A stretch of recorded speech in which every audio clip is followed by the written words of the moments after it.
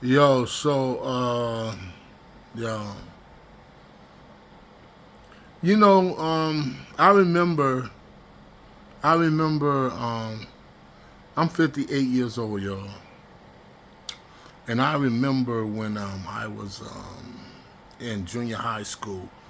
We called it the junior high school back then. We didn't call it middle school, and they taught us about history in this country, and I was about 12, 13, so I didn't really know much. But they told us about slavery in the textbook, and they made it seem as though slavery. Y'all gonna have to bear with me. I don't know how this gonna come out, but this was weighing on my mind, and they told us about slavery in the textbook we had at my school. They kind of made it seem they watched it down. You know what I mean? They kind of made it seem like the slaves were having fun. They were singing and dancing. Okay, there are a lot of white people in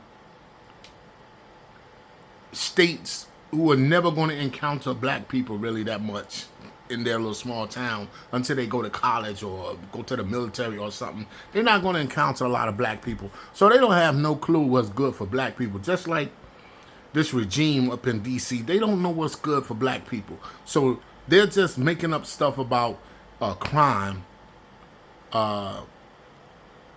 We know there's crime. In the black community, there's a lot of crime. But the crime is in our community. Now, that could some things be better to stop this with programs like more facilities opening up recreational centers, opening up job type centers, opening up to.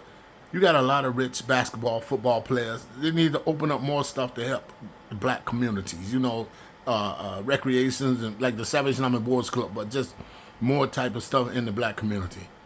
Now we need a lot of that happening, and that's some money that the federal government could take and put into effect, and that's why the Democrats, black people, were so upset with the Democrats in a sense because that's some things that they could have been trying to implement and do, even though they were always, excuse me, challenged by the Republicans. That's what they could have done, but that's neither here nor there now. We're in a whole different ballpark now with this regime, with the convicted felon 47, aka Donald Trump regime.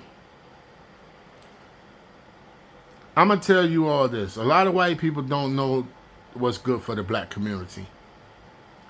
Bringing the military into DC is not good for the black community.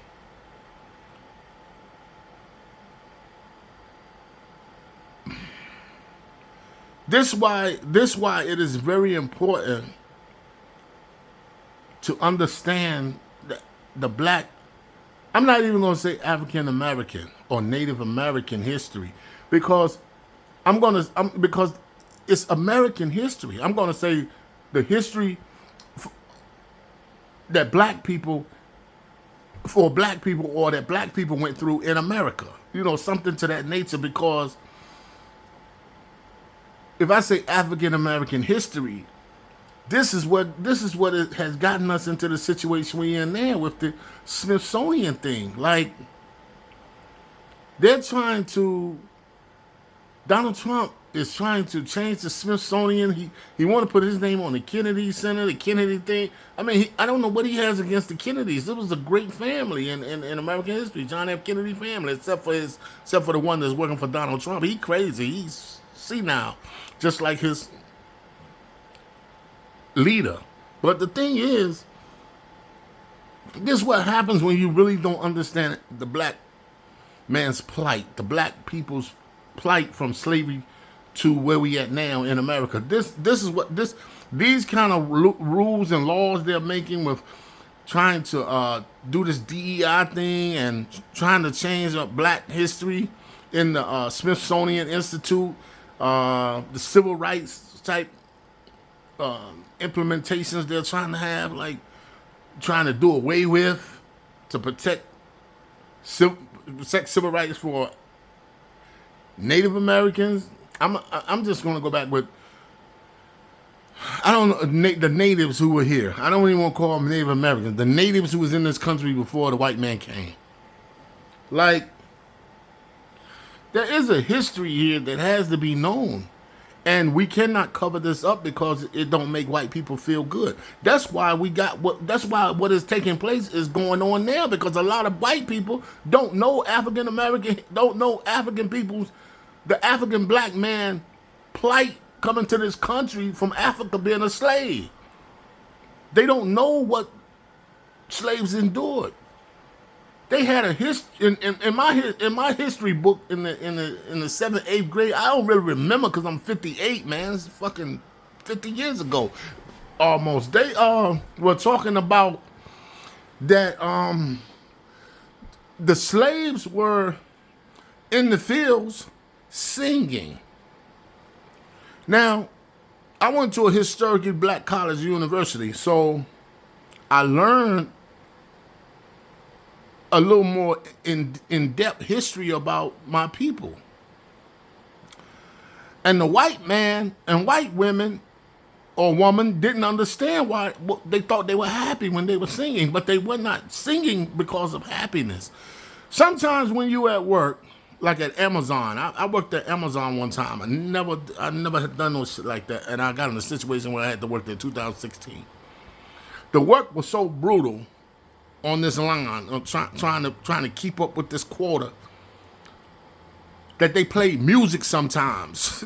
You know, they played music. The music was to help you take your mind off the physicality of the work. I didn't learn that in junior high school. They sang because the work was so brutal and hectic. And some people passing out, falling out, getting beat because they fell out, couldn't do the work. So they came up with a system, a method. They started singing. Oh, going home. One day we going home. I'm go home, going home. They singing to the God that they were taught to go, or whatever they were singing to. They singing that we going to be free. We going home. Can't wait to go home. I can't wait to die and go to hell or heaven to get out of this hell. That's what the black people were singing, but the white people thought they were just singing because they were having fun. But you won't know this until you learn the true, real history. And then when you're younger, you'll have a bad appreciation later as you're growing up about the plight of, like, say, the Indians. Okay, they were called Indians when I was in school, and I thought it was cowboys and Indians. I didn't know that these people were already here in this country, and the white man came and just destroyed them and took all their land. I thought everybody was happy. This is what you'll learn if you white and you don't really understand the history of this country. You got to learn all the history, good and bad, of this country, so we won't be having a person like Pete Hegseth who changed the Fort Bragg name back to, instead of the Liberty Freedom Post or Liberty Post or whatever, you know, Fort Liberty, he changed it back to Fort Bragg. They changed it from Fort Bragg because of the history associated with the name of that general or whoever he was in the Civil War. He don't understand that. They try to take Jackie Robinson's name off something in the history of the Air Force or the Army or something. Smithsonian, Jackie Robinson. To one of the Washington Post or the Wall Street Journal, they reported it, and then they had to change it. They changed it back because people got upset. Black people, we're going to need more people to get upset. We're going to need a leader. We're going to need a leader. Back when I was growing up, when I was a little kid, 10, 11 years old, 12, 13, 14, you had Jesse Jackson.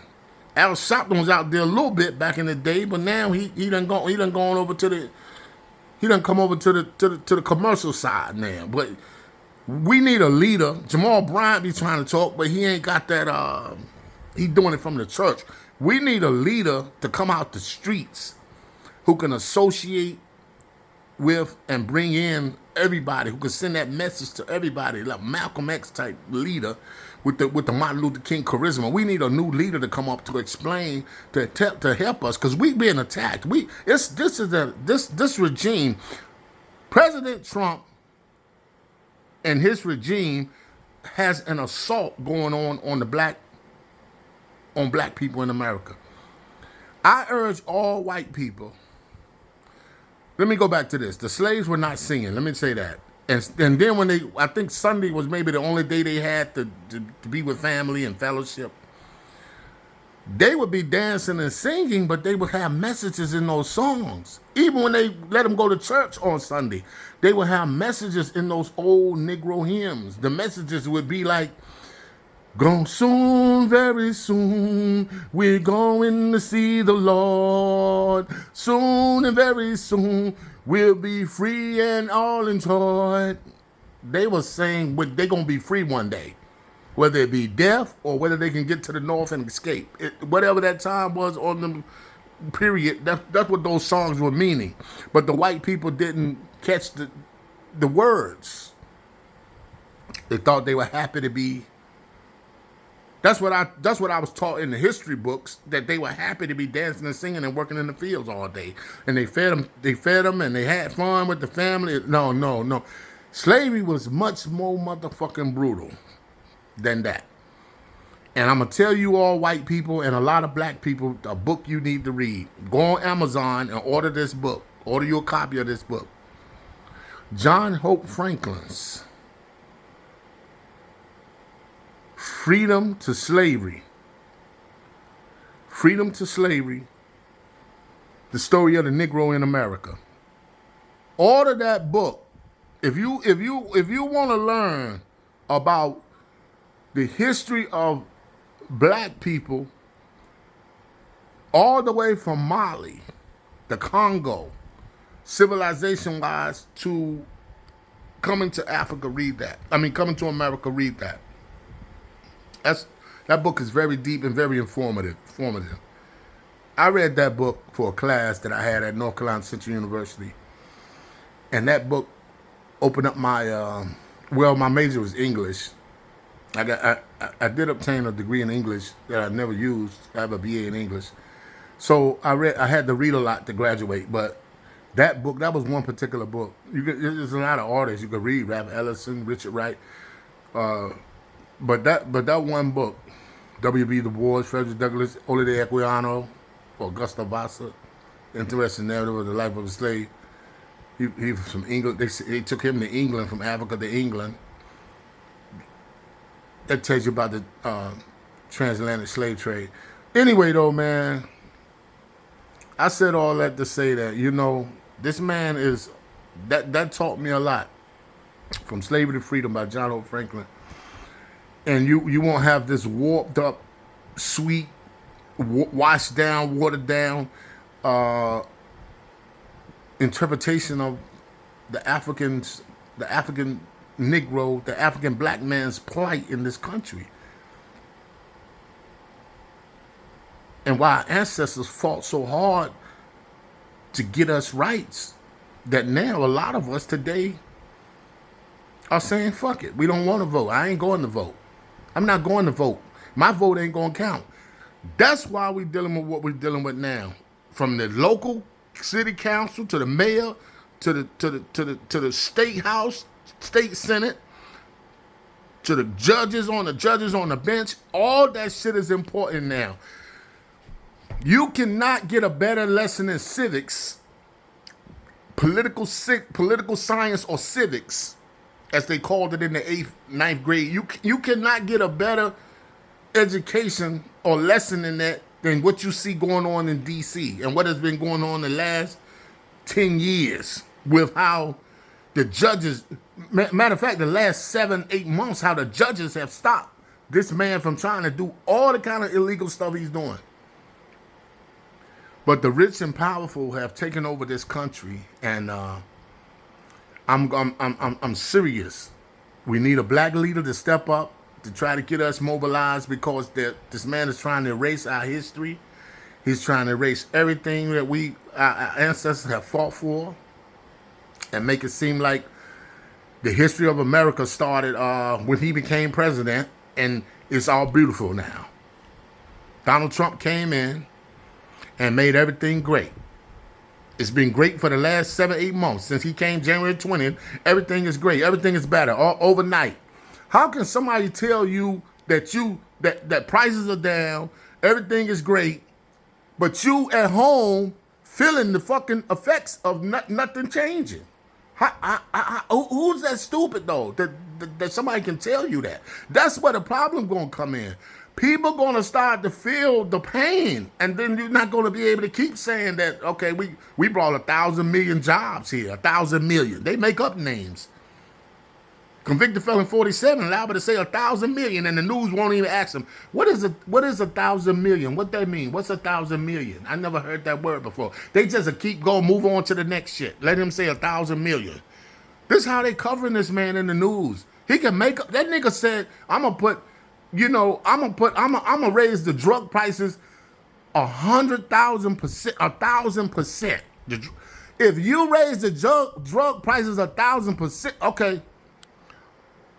50% of the drug, if you have $100 for some drugs, 50% of that is $50. Okay, we're gonna take them down $50. If you raise the price of the drugs, if you say I'm gonna take drugs down 100%, if you do that, right, they free. 100% is free. If it's $100 and you're gonna take it down 100%, that's free. If you take it down 1,000%, you can get 10 of your drugs for like the whole year for free. Like what this man be saying don't make sense, and the news media just let that shit go off the tongue and move on to the next crazy shit. That's why I'm saying, y'all, we got to get a leader for the black community, because this shit in D.C. is out of pocket, man. This right here, he moving on. Next is gonna be Chicago. He trying to talk about Baltimore, and the crime is not even that bad as what they're saying. It's going to be crimes in major cities because the populations are high. You know what I mean? That's why it's more crime in New York City than it is in Birmingham, Alabama, because they got about 50,000 people in Birmingham. They got 8 million people in New York City. That's going to be crime. Oh my God, man. White people, y'all, I don't understand it, man. White people, take this country back, man. Get this man out of here, man.